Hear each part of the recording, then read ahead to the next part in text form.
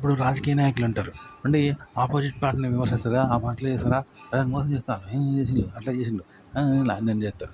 అవన్నీ ఎందుకు విమర్శిస్తాడు? వాడు ఎదుటి పార్టీని విమర్శించడం కాదు. అవతలోడు వీడిని విమర్శిస్తాడు. ఏదైతే ప్రజలను మోసం చేస్తాడు వీడు. అని. లేకుంటే హిందుత్వాన్ని సపోర్ట్ చేస్తా ఉంటారు. తెలుసు కదా! ఇవన్నీ ఎందుకు చేసుకుంటారంటే ఒకరినొకళ్ళు వాళ్ళు విమర్శించుకోవడం కాదు. ఏలెత్తి చూపెట్టుకోవడం కాదు. వాళ్ళ దోస్తులే.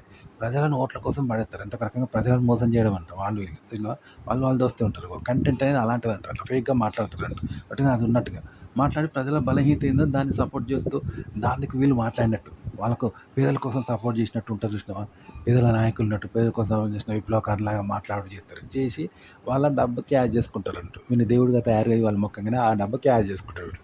అట్లాంటి ఆడియన్స్‌కి కావాలంటే అట్లా వాళ్ళది బలహీనతలు ఏమో చూసి వాటిని సపోర్ట్ చేసినట్టు వాటిని ఏదైతే చూపెట్టినట్టు వాటి బాధలు పంచుకున్నట్టు వాళ్ళ నాయకులాగా మాట్లాడతారు. వాళ్ళకి సపోర్ట్ చేసినట్టుగా మాట్లాడి అన్నదండలుగా ఇచ్చి వాళ్ళ ఓట్లు దొబ్బుతారు చూసినావా? కాదనమాట కంటెంట్ అంటే అలాంటిది.